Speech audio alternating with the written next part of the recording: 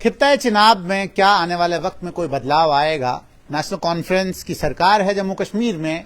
आज पूछते हैं zonal president Jammu Kashmir national conference youth Chenab mister Sarshad Nattu से। सरशाद जी, मेरा पहला सवाल आपसे है कि आपने वादा किया था खित्ता चिनाब के लोगों से भी कि आप जो है बिजली 200 यूनिट फ्री देंगे, लेकिन जब बजट में आपने बिजली फ्री की तो वो सिर्फ A-Y कैटेगरी की थी। वो क्या दिक्कत, क्या वजह?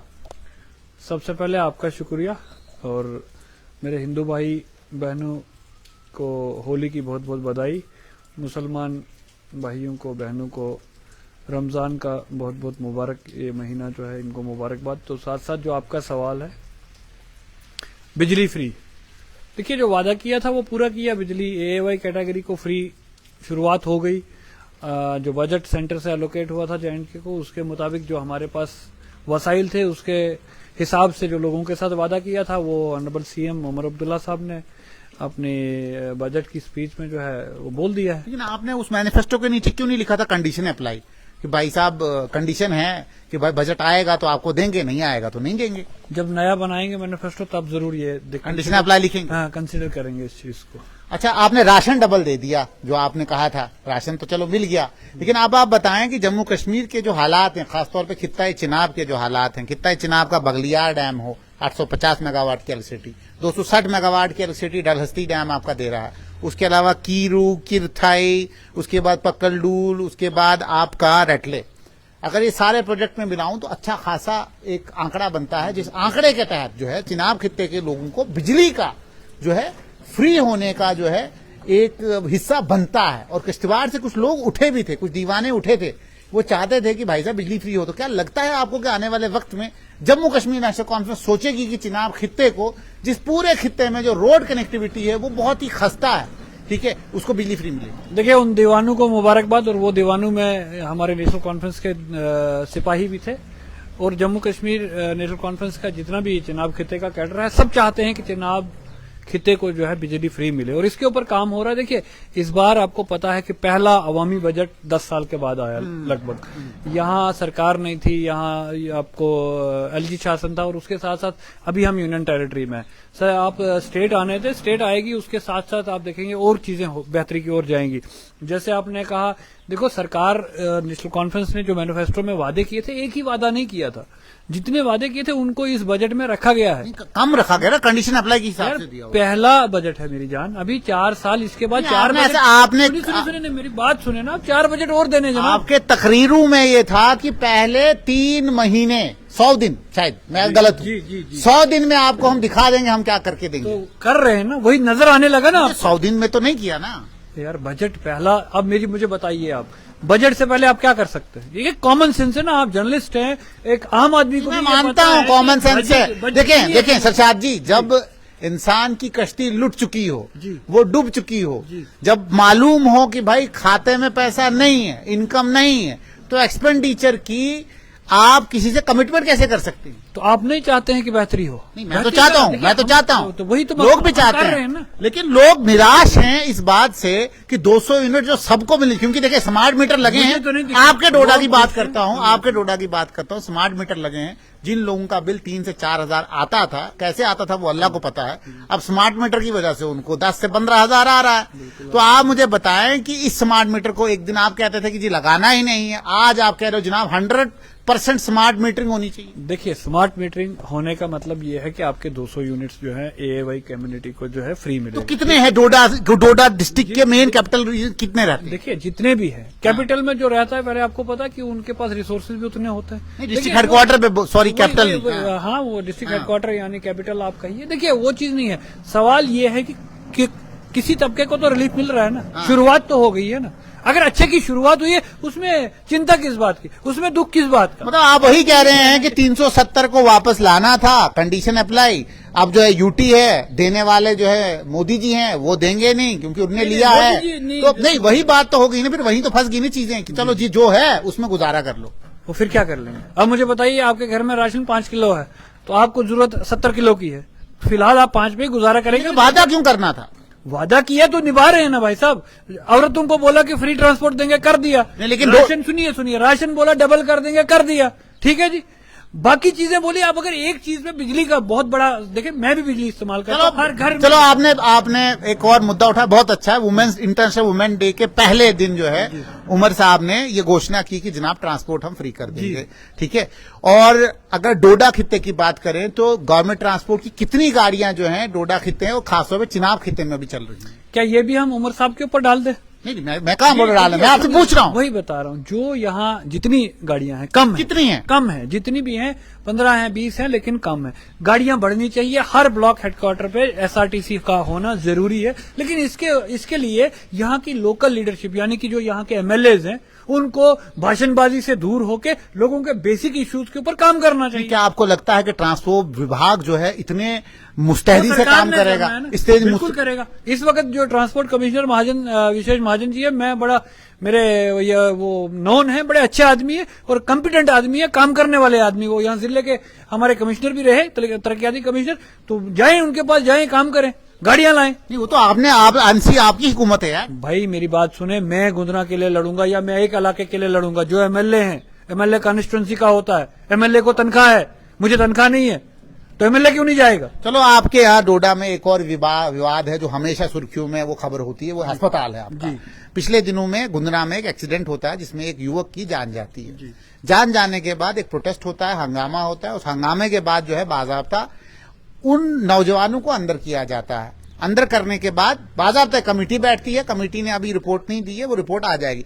लेकिन क्या इन पहाड़ी इलाकों में गुंदना, हांच हो, अपना जो इलाका है, भरत हो, इन सब इलाकों में जितने भी लोग रहते हैं, क्या उनको मतलब मरना ही जो है वो नसीब में है जब एक्सीडेंट होता है? क्योंकि वो एक्सीडेंट बिल्कुल आपके गुंदरा में मैं कहूंगा कि वो थोड़ी सी ऊंचाई से गाड़ी नीचे गई है और उसके बाद वहां पीएचसी भी नजदीक है। पीएचसी में कहने वाले कहते हैं, जो वहां के लोग हैं, जो रिकॉर्डेड स्टेटमेंट है, वो कहते हैं जनाब वो डॉक्टर नहीं था वहां पे। और आपके वालिद मोहतरम का भी हार्ट अटैक जो है वहीं पे हुआ था। उसके बाद आपने अपनी पर्सनल गाड़ी में उनको यहां तक डोडा तक लाया, उनका भी इंतकाल हो गया।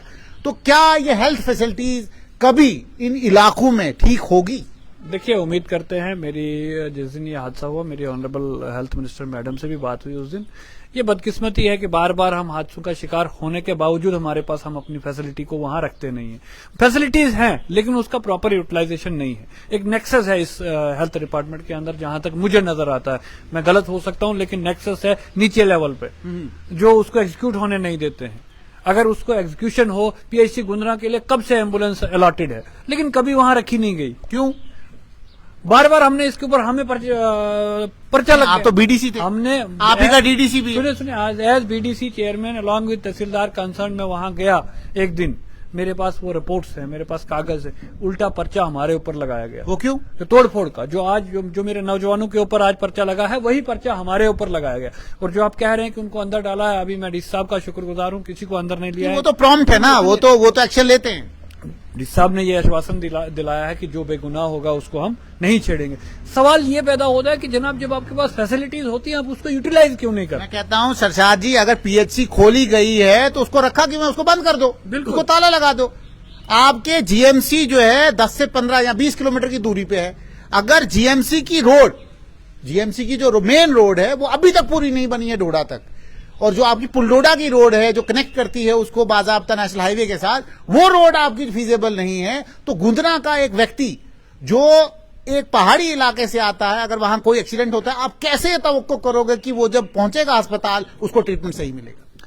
देखिए, इसके लिए हमने जिला तरक्याती कमिश्नर डोडा हरविंदर सिंह साहब से बात की। मैं उनका शुक्रगुजार हूं। जो ये हादसा हुआ, एक कमेटी बनाई, प्रॉम्प्ट एक्शन हुआ, और मुझे यकीन है कि वो कमेटी जो इंक्वायरी के लिए बैठी है वो एक फ्री एंड फेयर इंक्वायरी करेगी। और देखिए, जब तक आप किसी को इबरत का निशान नहीं बनाओगे ना, तब तक आप इन चीजों का हल नहीं निकाल सकते हो। क्योंकि जब भी हादसा हुआ, ये आज का ही नहीं है, इससे पहले हादसे बड़े सारे हुए, एक इंक्वायरी बैठ जाती है, फिर वो एक अहिवाश हो जाता है, उसके बाद चीजें खत्म हो जाती। अगर वहां देखिए, अगर वहां हमारे लोगों ने कोई गलती की है, मैं वो भी नहीं कहता हूं कि उनको शेल्टर किया जाए, लेकिन जो वहां हेल्थ का स्टाफ है, कहीं भी किसी भी जगह, वहां नहीं, हेल्थ का स्टाफ एक ऐसा इंपॉर्टेंट एस्पेक्ट है हमारी ह्यूमन लाइफ का कि अगर हेल्थ के लोग ही इतने बेपरवाह हो जाएं, लापरवाह रहें, लोगं को फैसिलिटीज। हमने ये भी सुना है कि गुंदरा एक तहसील है और तहसील हेडक्वार्टर के ऊपर जो ऑफिस होने चाहिए वो नहीं है। वो सही है, गलत है?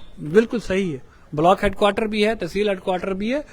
ये अनफॉर्चुनेट है। मैं वही आपको कह रहा हूं कि आप जितना भी मर्जी बोलिए, लेकिन सुनता कोई नहीं है। अभी मुझे यकीन है डीसी साहब ने ये माना है कि वहां अभी, क्योंकि बिल्डिंग्स भी एस्टेब्लिश नहीं थे, देखिए बैठने के लिए स्टाफ को वहां। मैं कहता हूँ आपके दौर में जब आप बीडीसी थे, वहां के आपके डीडीसी थे, सुनिए, इवन आपकी ही उस वक्त आपने कहा कि हमने बहुत काम किया, तो आप बताएं कि आपके दौर में वहां क्यों नहीं वो चीजें बनी। मैं बता रहा हूं जो हमारे हाथ में था। देखिए बीडीसी चेयरमैन के हाथ में 25 लाख रुपए साल के थे और वो कौंसल के डिस्पोजल पे थे।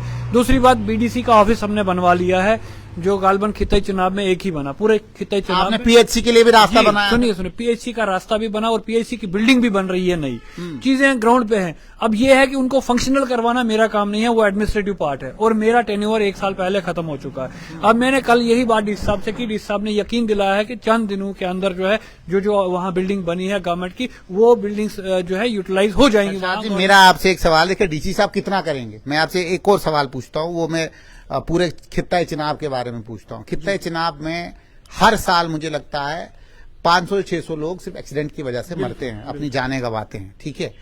क्या इन लोगों की पूछगछ करने वाला कोई है? आपको बानिहाल की सीट भी दी गई, आपके पास रामबन की सीट भी है, ठीक है। आपके पास सिर्फ डोडा की 2 सीटें नहीं आई और किश्तवाड़ की 2 सीटें नहीं आई, ठीक है। 4 सीटें आपको नहीं मिली, बाकी 2 सीटें आपके पास हैं और आपकी हुकूमत है। हुकूमत का मतलब यह है कि आपकी मंत्री आपकी है, हेल्थ की, बिल्कुल, ठीक है। तो क्या इस हेल्थ में आने वाले वक्त में कोई बदलाव दिखेगा? क्या ये डॉक्टर जो एप्रन के बिना जीएमसी में बैठे होते हैं या जो आपके मुलाजिम वहां पे होते हैं, क्या वो सुधरेंगे आने वाले वक्त में? बिल्कुल सुधरेंगे। देखिए मैडम का एक अपना करिश्मा है, उनका वर्किंग स्टाइल है, आप भी जानते हैं, हर आदमी जानता है। अभी शुरुआत है।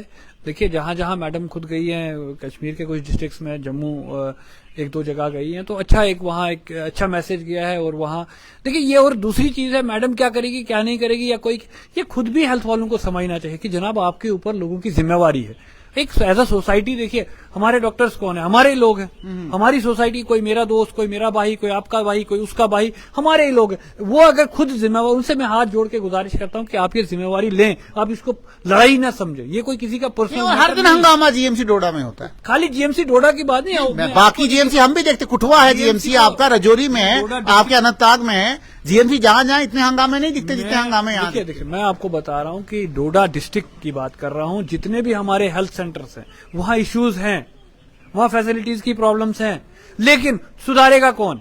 जो वहां एम्प्लॉइज है। मेरी उनसे गुजारिश। चले अब सड़कों की बात करते हैं। आपकी गुंदा की अपनी सड़क का खस्ता हाल है, ठीक है। वो आधी सड़क तो पीएमजीएसवाई बनाती है, आधी आरएनबी बनाती है, और आधी कहीं नबार्ड में भी तो नहीं होगी, तो वो भी मुझे पता नहीं है। लेकिन फिलहाल मेरा सवाल ये है कि वो रोड जो है मौत का रोड है, क्योंकि मैं भी इस पे चलता हूं, मैं डर डर के चलता हूं। तो कब उस रोड को आप ठीक करेंगे? क्योंकि आपका टेन्योर भी गया, ठीक है। अब डीडीसी साहब का भी टेन्योर जाने वाला है, ठीक है। आपके एमएलए अब नए नए आए हैं, उनको वक्त लगेगा अभी 1-1.5 साल समझने में। तो आप मुझे बताएं वो रोड कब ठीक होगी और आने वाले वक्त में कब हम देखेंगे कि गुंदरा के लोग भी जो है वो साफ रोड पे चलेंगे? देखिए रोड बहुत बुरा था। अगर आप 5 साल पहले जाएंगे ना, मैं गया हूं, मैं बोल तो रहा हूं, 5 साल पहले जो था ना, मतलब हमारा मैकडम भी नहीं हुआ था। वो जब हम बने हमारे टेन्योर में उसका मैकडम हुआ है। कोशिश हमने की कि लोगों का उसमें भला हो। अब सवाल ये है कि हमारा गुंदरा का जो रास्ता है वो नेशनल हाईवे के साथ कहीं कनेक्ट होता नहीं है। अदरवाइज हमने उसका, मैंने प्रपोजल भी लिया था।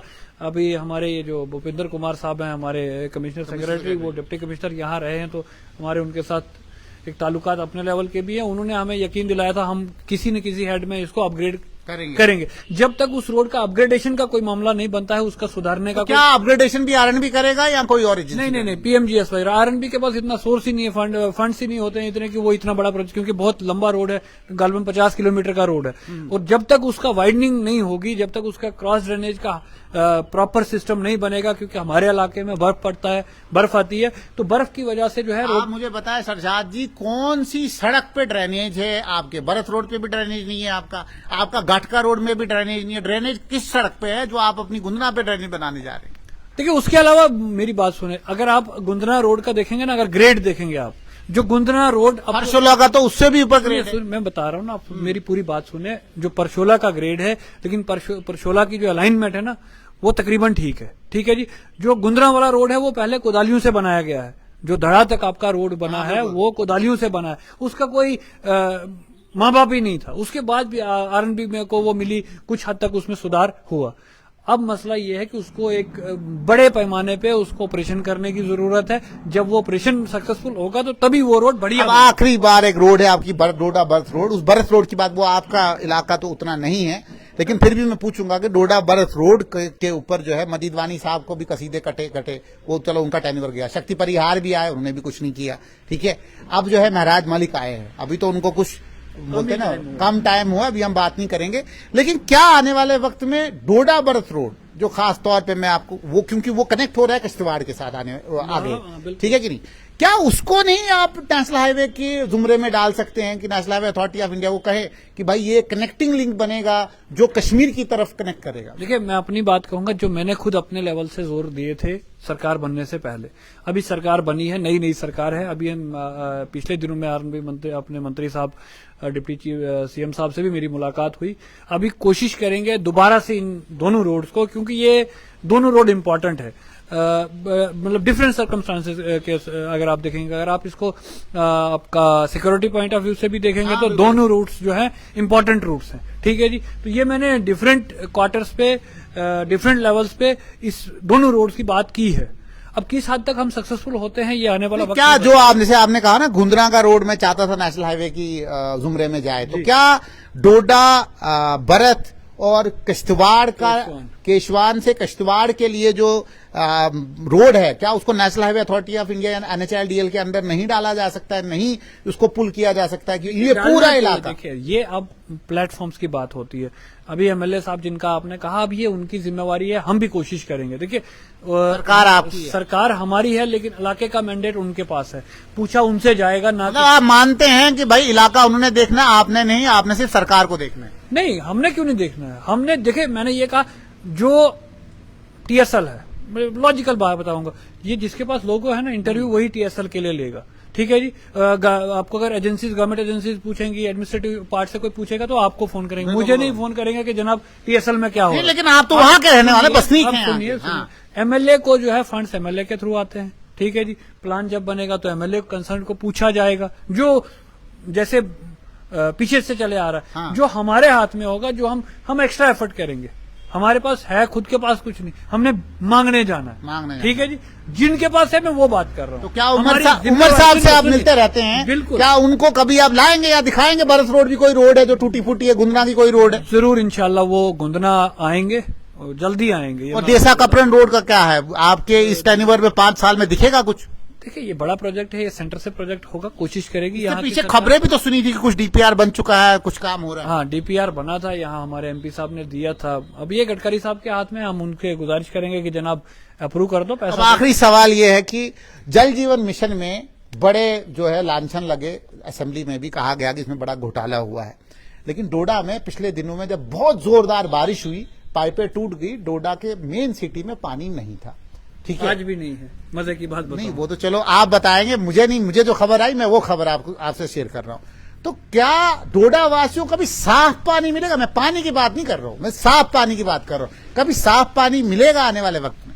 देखिए, नेशनल कॉन्फ्रेंस की ही सरकार में डोडा को साफ पानी मिला था, देसा से एक स्कीम आई थी, वो साफ तो नहीं था, अच्छा पानी था, अच्छा नहीं था। आप सुनिए मेरी बात, मैं बताता हूँ ना, कंपैरेटिवली जो यहाँ होता था उससे बेहतर था। अब आप मुझे बताइए, हम यहाँ लोकेटेड ही वैसी जगह पे हैं, उसमें कोई अब ऊपर वाला कहीं चश्मे 2-4 निकाल ले, वो अल्लाह के हाथ में ना, वो किसी आपके नीचे चिनाब है, चिनाब से आप अपलिफ्ट कर सकते हैं वाटर को, वो प्यूरिफाई करने के लिए, उसके भी तो उसका कोई प्यूरिफिकेशन, वो तो प्यूरिफाइड वाटर है, वो तो ग्लेशियर वाटर है सारा का सारा। तो देखिए, उसके लिए भी बड़ा सारा पैसे की जरूरत है, बनाना चाहिए प्रपोजल इसका। अभी हमारे जितने भी इलेक्टेड लोग हैं, 3 MLA डिस्ट्रिक्ट में हैं, उनको देखना चाहिए कि ये चीज, और एडमिनिस्ट्रेटिव पार्ट DC को भी देखना चाहिए, उनके पास पैसा होता है, ये तो बड़े लेवल की बात है, तो अच्छी बात है, ये होना चाहिए। पानी बेसिक नीड है, आपका बिजली बेसिक नीड है, जैसे फूड आपका बेसिक नीड है। वो आपका हम रिपोर्ट कार्ड साल के बाद पूछेंगे सरशाद जी ने चुनाव खिते में क्या किया। ये हमारे साथ है सरशाद नटनू, जो जोनल प्रेसिडेंट हैं यूथ चिनाब के, जिन्होंने नेशनल कॉन्फ्रेंस का दिफा किया,